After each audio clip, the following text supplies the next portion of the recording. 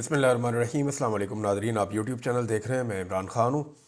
آج بہت امپورٹنٹ خبریں ہیں۔ اس میں سب سے پہلے عمران خان صاحب نے ایک ٹویٹ کیا، ان کا اپنا ایک سٹیٹمنٹ ہے، بڑا ڈیٹیل سٹیٹمنٹ ہے عمران خان صاحب کا۔ لیکن میں نے ایک چیز چیک کی، کیونکہ میں نے پچھلے ویلاگ میں آپ کو ایک بات بتائی تھی، تو پھر فوری طور پہ میں نے چیک کیا کہ عمران خان صاحب کی پارٹی میں جتنے بھی لوگ دعوے دار ہیں کہ وہ عمران خان کے ساتھ کھڑے ہیں اور اس کے نظریے کا ساتھ نہیں چھوڑیں گے، کیونکہ انہیں اس بات کا پتہ ہے کہ عمران خان کے ساتھ رہ کے ہی وہ اپنی سیاست بچا سکتے ہیں۔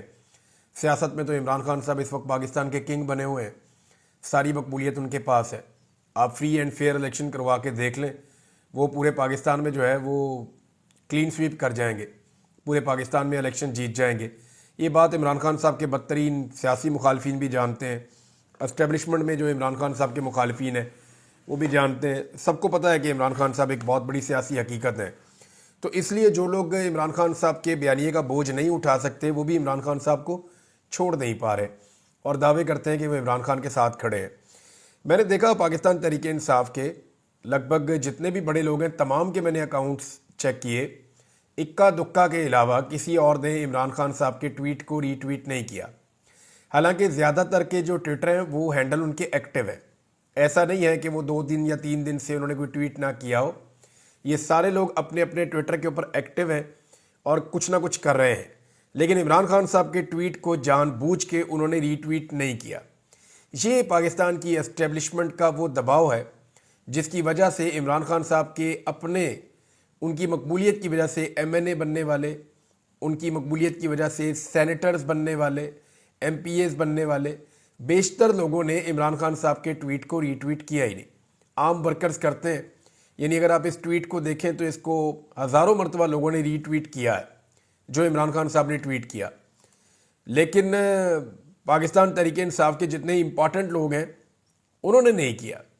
یعنی ملینز کے اندر لوگ عمران خان صاحب کے ٹویٹ کو دیکھتے ہیں اور 13-14 ہزار لوگ اب تک اس کو ری ٹویٹ کر چکے ہیں، لیکن وہ لوگ جن کو ووٹ پڑا عمران خان کے نام کا، جو اقتدار کے اندر پہنچ جاتے ہیں یا جو ایم این اے بن گئے، سینیٹرز بن گئے، ایم پی ایز بن گئے، منسٹرز بن گئے، انہوں نے زیادہ تر لوگوں نے، زیادہ تر کیا 95% سے بھی زیادہ لوگوں نے، اگر میں 99% کہوں تو پھر بھی غلط نہیں ہے، جتنے لوگوں نے عمران خان سے فائدہ اٹھایا انہوں نے ری ٹویٹ نہیں کیا۔ عمران خان کے بیانیے کا بوجھ نہیں اٹھا سکتے، یہ میں آپ کو پہلے دن سے بتا رہا ہوں۔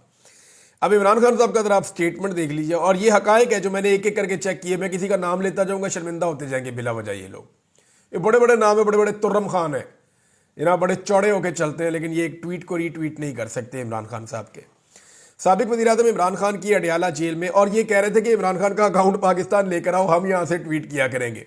اتنی تو اوقات نہیں ہے کہ عمران خان صاحب کے ٹویٹ کو ری پوسٹ ہی کر دیں یا اس کو ری ٹویٹ کر دیں تو ان کا اکاؤنٹ پاکستان لا کے انہوں نے خاک چلانا ہے، یہ نہیں چلا پائیں گے۔ عمران خان کے بیانیے کا بوجھ عمران خان ٹھیک کہتے ہیں، یہ لوگ نہیں اٹھا پائیں گے۔ اڈیالہ جیل میں میڈیا اور وکلا سے گفتگو میں عمران خان صاحب نے کہا کہ میں نے اپنی زندگی میں پاکستان میں نافذ کیے گئے تمام مارشل لاء، یعنی ایوب خان، یحییٰ خان، ضیاء الحق اور مشرف کا مارشل لاء دیکھے ہیں۔ یحییٰ خان اور ضیاء الحق کا مارشل لاء پاکستان کی تاریخ کا بدترین مارشل لاء تھا، جس میں جمہوریت کو بالکل رون دیا گیا تھا۔ مشرف اس حوالے سے قدرے لبرل تھا۔ جو کچھ آج ملک میں جمہوریت کے نام پر ہو رہا ہے، اس کا موازنہ صرف اور صرف یحییٰ خان کے دور سے کیا جا سکتا ہے۔ مارشل لاء میں سب سے پہلے جمہوریت، آزاد عدلیہ اور آزاد میڈیا کا گلا گھونٹا جاتا ہے تاکہ آمر کی غلط کاریوں پر کوئی بھی آواز بلند کرنے والا نہ ہو۔ آزاد میڈیا چونکہ تنقید کرتا ہے اس لیے اس کی آواز بند کر دی جاتی ہے۔ عدلیہ کیونکہ غلط فیصلوں پر ایکشن لینے کا حق رکھتی ہے اس لیے اس کے اختیارات بھی سلب کر لیے جاتے ہیں۔ آج اس جمہوریت کی آڑ میں نافذ اس مارشل لاء میں یہ تمام فسطائی حربے بدرجہ اتم موجود ہیں۔ یہ کیسی جمہوریت ہے جس میں پاکستان کی سب سے مقبول اور بڑی پارٹی کے چیئرمین کا نام تک میڈیا پر لینے پر پابندی ہے؟ جیسے حمود الرحمان کمیشن کی رپورٹ کے ذریعے واضح ہوا تھا کہ یحییٰ خان نے اپنی طاقت اور اقتدار کی خاطر ملک کے نظام کو تہس نہس کیا، وہی کام آج بھی کیا جا رہا ہے۔ فارم 47 کی بوگس اور فراڈ حکومت کو بچانے کے لیے تحریک انصاف کو مسلسل کچلا جا رہا ہے اور ملک میں جمہوریت، قانون کی حکمرانی اور عدلیہ کی آزادی کا جنازہ نکال دیا گیا ہے۔ شہباز شریف صرف اور صرف جنرل عاصم منیر کی ایک کٹ پتلی اور اردلی ہے۔ یہ اردلی کا لفظ آپ نے یاد رکھنا ہے، میں آگے چل کے آپ کو بتاتا ہوں۔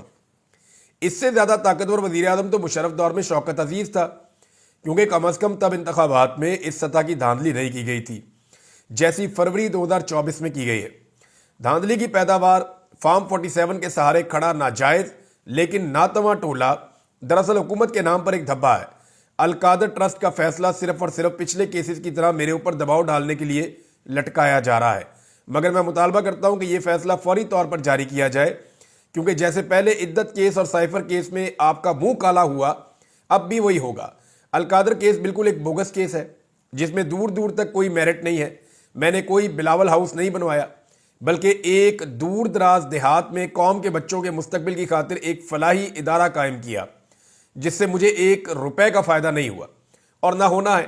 القادر ٹرسٹ یونیورسٹی بھی شوکت خانم اور نمل یونیورسٹی کی طرح ایک عوامی مدد سے چلنے والا فلاحی ادارہ ہے۔ میں واضح طور پر کہنا چاہتا ہوں کہ میں نواز شریف اور زرداری کی طرح NRO نہیں لوں گا اور عدالتوں سے اپنے کیسز ختم کروائیں گے۔ بشرا بی بی کا کسی سے کوئی رابطہ نہیں ہے، یہ محض پروپیگنڈا ہے۔ ہماری مذاکراتی کمیٹی ہی ان معاملات کو دیکھ رہی ہے۔ اسلام آباد قتل عام کو 6 ہفتے گزر چکے ہیں، 40واں ہو گیا اب تو۔ ہمارے گمشدہ افراد کو لے کر حکومت کی طرف سے کوئی پیش رفت نہیں کی گئی۔ یہ مذاکرات کی کامیابی میں حکومت کی غیر سنجیدگی کا منہ بولتا ثبوت ہے۔ پاکستان میں معیشت کا حال بدترین ہے، گروتھ ریٹ 0 ہے۔ مصنوعی طریقے سے ڈالر کو قابو میں رکھنا کوئی معاشی کامیابی نہیں ہوتی۔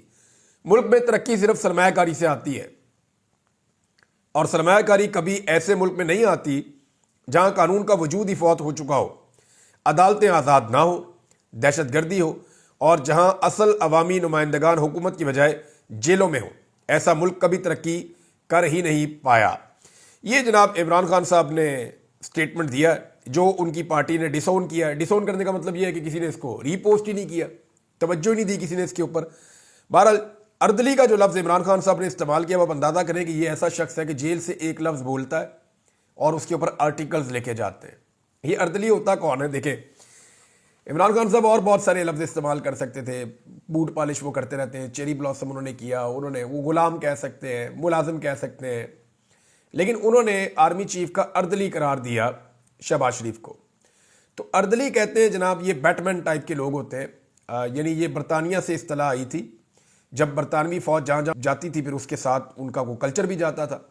وہ یہ کرتے تھے اپنے فوجی افسران کے ساتھ جو ہے نا وہ ذاتی ملازمین رکھتے تھے، یہ فوجی ہوتے تھے، انہیں یونٹوں سے ادھر ادھر سے چنا جاتا تھا۔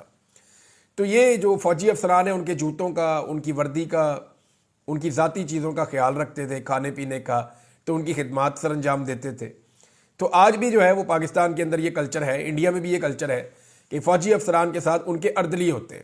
تو شہباز شریف کو جو ہے اسی لیے عمران خان صاحب نے اردلی کا خطاب دیا ہے اور بڑی ایک ٹیکنیکل اصطلاح استعمال کی ہے تاکہ جو ہے اس کو وہ سب لوگ بھی سمجھ جائیں جو اردلی کو جانتے ہیں کہ اردلی ایکچولی ہوتا کیا ہے۔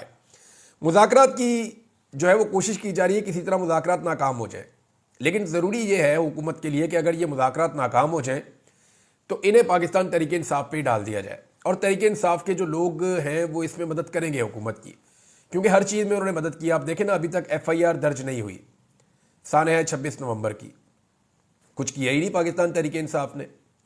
ہائی کورٹس کے اندر گئے ہی نہیں متاثرین کو لے کر کے جناب اس کا بچہ غائب ہے، اس کا بھائی غائب ہے، اس کا جو والد ہے وہ غائب ہے، اس کا شوہر غائب ہے، اس کا رشتہ دار غائب ہے۔ رشتہ داروں کو لے کر آتے اسلام آباد ہائی کورٹ میں، کہتے جناب یہاں سے بندے اغوا ہو گئے، مل ہی نہیں رہے، زندہ ہیں مردہ ہیں، بتائیں ہمیں کہاں پہ ہیں۔ تو کچھ کیا ہی نہیں۔ CCTV فوٹیج کے بارے میں ہم پہلے دن سے چلا رہے ہیں، بول رہے ہیں، ابھی تک کسی نے اس کے اوپر بات ہی نہیں کی، رولا ہی نہیں ڈالا۔ انگریزی کے اندر پریس کانفرنسز کرنی چاہیے تھی، اکا دکا چیزیں کر کے تو پھر دوڑ گئے، کسی نے کچھ کیا ہی نہیں۔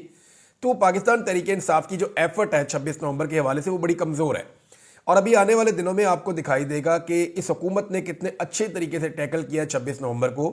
میری انفارمیشن کے مطابق کچھ جعلی گواہ اب پیدا کیے گئے ہیں جو سوشل میڈیا کے اوپر اور میڈیا کے اوپر آ کر یہ سارا پروپیگنڈا کریں گے کہ جی ہم وہاں کھڑے تھے، کوئی گولی نہیں چلی، ہم نے دیکھا جی کسی کے پاس ہتھیار نہیں تھا، ہم اس بات کے عینی شاہدین ہیں جناب، کوئی گولی نہیں چل رہی تھی، کوئی ہتھیار نہیں تھا۔ چیزیں کیونکہ پرانی ہو رہی ہیں نا، ہماری قوم کو بھولنے کا مرض بھی ہے، تو بڑے طریقے سے زبردست طریقے سے ہینڈلنگ کرتے ہوئے حکومت نے اب اپنا ایک پورا نیریٹو بنایا۔ اب یہ بھی صحافی آ کر کہیں گے جناب ہم تو ڈاکٹروں کو ملے، اسپتالوں میں ملے، سوال ہی پیدا نہیں ہوتا، ڈاکٹر تو کہہ رہے ہیں یہاں پہ زخمی آیا ہی کوئی نہیں۔ تھوڑے دنوں میں آپ کو کوئی ڈاکٹرز بھی تیار مل جائیں گے، وہ بھی کہیں گے اس رات میں ڈیوٹی کر رہا تھا اور میں صبح تک وہاں پر رہا، ٹوٹل اتنے بندے آئے اور ان کو معمولی زخم تھے, ہم نے مرم پٹی کر کے ان کو بھیج دیا, تو بلٹ انجریز تو تھی نہیں. تو اس طرح کے سٹیٹمنٹس آپ کو آنے والے دنوں میں سننے کو ملیں گے. حکومت کی طرف سے پوری کوشش کی گئی, انہوں نے ایفرٹ کیا ہے اس پہ. پاکستان تحریک انصاف نے بالکل ایفرٹ نہیں کی, لیکن حکومت کی تعریف کرنی چاہیے کہ اتنا بڑا ظلم اور جبر ہونے کے باوجود انہوں نے دیر رات لگا کر اس کے اوپر ایفرٹ کی اور اس چیز کو نیچے لے جانے کی بہت کوشش کی, جس میں وہ کچھ حد تک کامیاب بھی ہوئے ہیں. اگر اوورسیز پاکستانی یا پاکستان تحریک انصاف کا سوشل میڈیا یا میڈیا کے اوپر موجود کچھ دوست آواز نہ اٹھاتے, یعنی جیسے کہ اسلام آباد میں جو صحافی موجود تھے وہ اگر آواز نہ اٹھاتے, جو سوشل میڈیا کو اسپیشلی کور کرتے ہیں, تو یہ معاملہ کب کا دب کے ختم ہو جاتا. اس کو کوئی یاد بھی نہ رکھتا, کوئی گواہی بھی موجود نہ رہتی. تو انٹرنیشنل میڈیا نے, سوشل میڈیا نے, اوورسیز پاکستانیوں نے اور وہ میڈیا جو اسلام آباد میں ڈیجیٹل جرنلزم کرتا ہے, ان تمام لوگوں نے اس مسئلے کو اٹھایا. ورنہ اب تک تو یہ فارغ ہو گیا تھا, پاکستان تحریک انصاف پہ رہتا تو یہ کچھ بھی اس کا نہ بنتا. حکومت کوشش کر رہی ہے کہ مذاکرات کسی طرح ناکام ہو, لیکن اس کا ملبہ عمران خان صاحب پہ پڑ جائے. دوسری جانب پاکستان تحریک انصاف بھی یہ کہہ رہی ہے کہ ہم مذاکرات پوری کوشش کریں گے کہ کامیاب ہو جائے. دیکھیں, وہ کہتے ہیں تحریری طور پہ لے کر آؤ. حکومت کے ساتھ تحریری معاہدے کرنے کا مطلب یہ ہے کہ حکومت کو لیجیٹیمیٹ تسلیم کرنا, جو یہ پاکستان تحریک انصاف کرنا نہیں چاہتی. لیکن مذاکرات بھی اسی حکومت سے کرنے ہیں, کیونکہ اردلی بھی یہی حکومت ہے. یعنی اگر آپ نے آفیسر سے بات کرنی ہے تو اردلی کے ذریعے سے ہی ہو سکتی ہے. اور اس وقت جو اسٹیبلشمنٹ ہے وہ تو سامنے کبھی بھی انہوں نے آنے کی جرت نہیں کی, وہ کبھی بھی سامنے آ نہیں سکتے. جب سامنے آنا ہو تو وہ مارشل لاء ہی لگا دیتے ہیں. لہذا وہ اپنے آپ کو اسٹیبلشمنٹ پیچھے رکھ رہی ہے اور انہوں نے اپنے نمائندے آگے کیے ہوئے ہیں اور وہاں پہ مذاکرات چل رہے ہیں. ان مذاکرات کے اندر چیزیں طے نہیں ہونی, جو چیزیں طے ہو چکی ہیں وہ ان مذاکرات کے اندر آنی ہے, اگر آنی ہے تو, کیونکہ ان کی یہ کیپیسٹی نہیں ہے. حکومت پوری کوشش کرے گی کہ مذاکرات کسی طرح ناکام ہو جائیں اور وہ میکسیمم ٹائم کے لیے عمران خان صاحب کو جیل میں رکھ سکے. لیکن جو عالمی دباؤ آ رہا ہے اس کا کیا کیا جائے گا؟ ابھی امریکہ کی طرف سے ڈونلڈ ٹرمپ کی حکومت صرف آنی ہے, اور کینیڈا میں کیونکہ وہاں پہ کچھ اختلافات تھے, امریکہ کی نئی جو ایڈمنسٹریشن آ رہی ہے ان کے, تو جسٹن ٹروڈو نے استعفیٰ دے دیا ہے اور اعلان کر دیا ہے کہ نئے وزیر اعظم کا انتخاب ہو جائے گا اور مارچ میں غالباً اسمبلیاں بھی تحلیل کر دی جائیں گی. تو یہ آپ اس کے امپیکٹ آپ دیکھ سکتے ہیں نا, کہ ایک وزیر اعظم تو گیا, تو پاکستان جو ہے وہ کیسے سروائیو کرے گا, یا پاکستان کی ایک جعلی حکومت کیسے اپنے آپ کو بچائے گی جو بائیڈن کے بغیر, یہ ایک بڑا سوال ہے. تحریک انصاف کی جو پلاننگ ہے وہ یہ ہے کہ وہ یہ چاہتے ہیں کہ عوامی طاقت کے ساتھ وہ تبدیلی لے کر آئے. یعنی انہیں اس بات کا آئیڈیا ہے کہ پاکستان کی اسٹیبلشمنٹ ہی مسائل پیدا کرتی ہے, اور یہ مسائل عمران خان صاحب کو پتہ ہے کہ مسائل, یعنی پاکستان تحریک انصاف کے اندر بہت سارے لوگ چاہتے ہیں کہ اسی تنخواہ پہ کام کر لیں, اسی اسٹیبلشمنٹ کے ساتھ بات چیت کر لیں, کو معافی تلافی کر کے ان کو سائڈ پہ کر کے ہم آ جائیں, الیکشن کروا لیں, ہماری مقبولیت ہے. تو پاکستان تو پھر ایسے ہی چلے گا. پھر جب اسٹیبلشمنٹ کا دل کرے گا, آپ بات نہیں مانیں گے, وہ آپ کو اٹھا کے باہر پھینک دیں گے. اور پھر جب نئی حکومت آئے گی, وہ اسٹیبلشمنٹ کو ان پہ غصہ چڑھے گا, بات نہیں مانیں گے, ان کو اٹھا کے باہر پھینک دیں گے. تو جیسے 70 سال سے پاکستان چل رہا ہے, آگے بھی ویسے ہی 70 سال اور چلتا رہے گا. تو پاکستان ایک انچ بھی آگے نہیں بڑھ پائے گا. عمران خان صاحب اس نتیجے پہ پہنچ گئے ہیں کہ مجھے حکومت ملتی ہے یا نہیں ملتی, کم سے کم لوگوں کو تو بتا دیں پاکستان کا اصل مسئلہ کیا ہے. اور وہ انہوں نے کافی حد تک لوگوں کو بتا بھی دیا ہے کہ پاکستان کے مسائل کا اصل جو جڑ ہے وہ پاکستان کی اسٹیبلشمنٹ میں ہے, کہ اسٹیبلشمنٹ کے غلط فیصلوں کی وجہ سے جنگوں کے فیصلے غلط کیے, دہشت گردوں کو لانے کا فیصلہ غلط کیا, سیاستدان جو ہے ان کو بنانے کا فیصلہ غلط کیا, کاروبار کرنے کے فیصلے غلط کیے, اکانومی کے فیصلے غلط کیے, داخلہ فیصلے غلط کیے, خارجہ فیصلے غلط کیے. تو ہماری اسٹیبلشمنٹ کے غلط فیصلوں کا ہم خمیازہ بھگت رہے ہیں, اور پاکستان اتنا پیچھے اس لیے رہ گیا کہ اس کے اوپر اسٹیبلشمنٹ کے فیصلے جو ہیں وہ مسلط کیے گئے ہیں. سلمان اکرم راجہ صاحب نے دعویٰ کیا کہ عمران خان صاحب خود باہر نہیں آنا چاہتے. وہ یہ چاہتے ہیں کہ پہلے ان کے جتنے ورکرز ہیں وہ سارے رہا ہوں, پہلے ان کے ورکرز باہر آئیں. دیکھیں, آپ اگر نواز شریف سے موازنہ کریں یا آصف علی زرداری سے, کیا انہوں نے کبھی پتہ بھی کیا کہ ان کی پارٹی کے کتنے لوگ گرفتار ہیں جب ان کی ڈیل ہو رہی تھی؟ یعنی جب راتوں رات نواز شریف صاحب جدہ اور زرداری صاحب پاکستان سے باہر گئے, تو اس وقت کیا انہوں نے پوچھا کہ ان کی پارٹی کے کتنے لوگ اس وقت جیلوں میں قید ہیں؟ کسی نے بھی نہیں پوچھا. یہ جب بھی ڈیل کرتے ہیں تو اپنی ذاتی ڈیل کرتے ہیں, کارکنوں کو بھول جاتے ہیں. لیکن عمران خان صاحب جیل سے بیٹھ کر یہ کہہ رہے ہیں کہ جناب میں بعد میں آ جاؤں گا, پہلے میرے کارکنوں کو سب کو رہا کیا جائے. اور رانا ثناء اللہ صاحب نے اس کی گواہی دی. انہوں نے کہا جی فیئر بات کرنی چاہیے, اور فیئر بات یہ ہے کہ پاکستان تحریک انصاف نے عمران خان کی رہائی کی بات نہیں کی, وہ کارکنوں کی رہائی کی بات کرتے ہیں پہلے کہ جناب پہلے کارکنوں کو رہا کیا جائے کیونکہ عمران خان صاحب کا یہ حکم ہے، اور اس کے بعد جو ہے وہ عمران خان صاحب کی رہائی کی بات ہوگی۔ تو رانا ثناء اللہ صاحب شدید مخالفت کے باوجود انہوں نے بھی گواہی دی ہے کہ بات ٹھیک ہے کہ عمران خان صاحب کو اپنی رہائی کی فکر نہیں ہے، وہ بہادری کے ساتھ جیل کاٹ رہے ہیں، اور یہ رانا صاحب پہلے بھی کہہ چکے ہیں کہ ہمیں اندازہ نہیں تھا کہ عمران خان اس طریقے سے برداشت کر سکیں گے۔ نیب کورٹ کے حوالے سے ناظرین دیکھیں نا، جو جج ناصر جاوید رانا صاحب ہے یہ چھٹی پہ چلے گئے، اور عمران خان صاحب کا جو فیصلہ سنایا جانا تھا 6 تاریخ کو کل، وہ پھر نہیں سنایا گیا۔ اب معاملہ یہ ہے کہ عمران خان صاحب کے جو وکیل ہیں عثمان ریاض گل صاحب، وہ یہ کہتے ہیں کہ رجسٹرار سے جب ہم نے رابطہ کیا تو اس نے لا علمی کا اظہار کیا، یعنی عدالتی عملے کو نہیں پتا تھا کہ جج چھٹی پہ جا رہے ہیں، لیکن چند دن پہلے سے پاکستان کے میڈیا کے ان لوگوں کو پتا تھا جو اسٹیبلشمنٹ سے رابطے میں رہتے ہیں کہ جج چھٹی پہ جا رہے ہیں۔ یعنی مجھے تو ایسا لگتا ہے کہ جج کو بھی نہیں پتا تھا کہ میں چھٹی پہ جا رہا ہوں، تو جج کو بعد میں بتایا گیا، پہلے میڈیا کو بتا دیا گیا کہ جج چھٹی پہ جا رہا ہے، پھر بعد میں جج کو بتایا گیا جناب آپ چھٹی پہ جا رہے ہیں، تو جج صاحب چھٹی پہ چلے گئے اور پھر عمران خان صاحب کا فیصلہ مؤخر ہو گیا۔ اب اس میں عمران خان صاحب کہتے ہیں مجھے بلیک میل نہ کریں، فیصلہ دو میرے خلاف تاکہ تمہارا منہ جو پہلے کالا ہوا مزید تمہارا منہ کالا ہو جائے۔ توشہ خانہ 2 کا پورا پول کھل گیا ناظرین۔ اب اس کو میں سمپلیفائی آپ کے لیے کر دیتا ہوں، وہ یہ ایسے ہے کہ 2018 میں یہ رول تھا کہ جو تحفہ آپ کو ملتا ہے آپ اسے توشہ خانہ میں جمع کروائیں یا نہ کروائیں، آپ نے رسید توشہ خانہ میں جمع کروانی ہے۔ تو عمران خان صاحب نے رسید توشہ خانہ میں جمع کروا دی۔ اب انہوں نے چلاکی یہ کی کہ جب ان کو حکومت ملی 2022 میں تو انہوں نے رول تبدیل کر دیا، اور رول تبدیل کر کے انہوں نے بنا دیا کہ جناب تحفہ جمع کروانا پڑے گا توشہ خانہ میں، رسید جمع نہیں کروانی، پہلے تحفہ جمع کروانا ہے اس کے بعد پھر آپ تحفہ لے لیں اور رسید جمع کروا دیں بعد میں۔ رول انہوں نے تبدیل کر دیا، رول تبدیل کیا پی ڈی ایم کی حکومت نے، اور اس کو اپلائی کر دیا 2 سال پہلے عمران خان صاحب کے اوپر۔ اب آپ اندازہ کریں، ایک رول آج بن رہا ہے لیکن 2 سال پہلے سے عمران خان صاحب کے اوپر اس کو لگا دیا۔ تو عدالت نے یہ نقطہ پکڑ لیا، عدالت نے کہا یہ تو کیس ہی نہیں بنتا، اور بھئی عمران خان صاحب نے قانون کے مطابق رسید جمع کروا دی، اس وقت رسید کا قانون تھا، اس نے رسید جمع کروا دی، اگر یہ قانون ہوتا وہ اس کے مطابق چل لیتا، تو یہ تو کیس ہی غلط بنتا ہے، لہذا عدالت نے وہاں پہ ضمانت دے دی۔ اب آپ اندازہ کریں کہ اس سسٹم نے عمران خان صاحب پہ کیسے کیسے کیس بنائے، لیکن نواز شریف پہ 2 کیس بنو معاملہ فارغ، آصف علی زرداری پہ 2 کیس بناؤ معاملہ فارغ۔ عمران خان اگر کرپٹ آدمی ہوتا نا یا بے ایمان ہوتا تو اس کے اوپر بھی 2 کیس بنتے اور معاملہ فارغ۔ سب کو پتا ہے کہ عمران خان کرپٹ اور بے ایمان آدمی نہیں ہے، اس پر کیس بنانے والے لوگ بھی جانتے ہیں، اسٹیبلشمنٹ کے لوگ اچھی طرح جانتے ہیں کہ عمران خان بے ایمان نہیں ہے۔ جب میں ایجنسیوں کی حراست میں تھا تو انہوں نے عمران خان کی بڑی برائیاں کی، وہاں پہ ایسے لوگوں کو بھیجا جاتا تھا جو عمران خان کی بہت برائیاں کرتے تھے کہ عمران خان یہ ہے، خارجہ پالیسی کے لیے اچھا نہیں ہے، فلاں ملک کے ساتھ اچھا سلوک نہیں کیا، فلاں حکمران کے ساتھ سختی کے ساتھ بات کی، عمران خان جو ہے اس کا رویہ ٹھیک نہیں ہے، وہ جو ہے وہ بندہ ٹھیک نہیں ہے، وہ بات نہیں مانتا، وہ سمجھتا نہیں ہے، تو وہ اس طرح کی باتیں وہ کرتے تھے۔ لیکن آپ کو انٹرسٹنگ بات بتاؤں کہ ایک بھی بندہ جب تک میں ایجنسیوں کی تحویل میں تھا ایسا نہیں آیا جس نے آ کر مجھے کہا کہ عمران خان کرپٹ ہے، ایک بندہ نہیں آیا ایسا۔ ایک آفیسر مجھے باندھ کے بھی یہ نہیں کہہ سکا کہ عمران خان کرپٹ ہے، اس بارے میں ان کے پاس کوئی آرگومنٹ تب بھی نہیں تھا۔ تو جب آپ خود مانتے ہیں کہ وہ کرپٹ نہیں ہے تو آپ کرپشن کا کیس کیسے؟ اسی لیے عمران خان پہ کوئی 180 سے زیادہ کیسز ڈالنے پڑے۔ اگر وہ کرپٹ ہوتا نا تو یہ اسٹیبلشمنٹ صرف 2 کیس ڈالتی، جیسے نواز شریف کے اوپر ایک ڈال دیا، ایک زرداری پہ ڈال دیا، قابو آ جاتے ہیں فوری طور پہ۔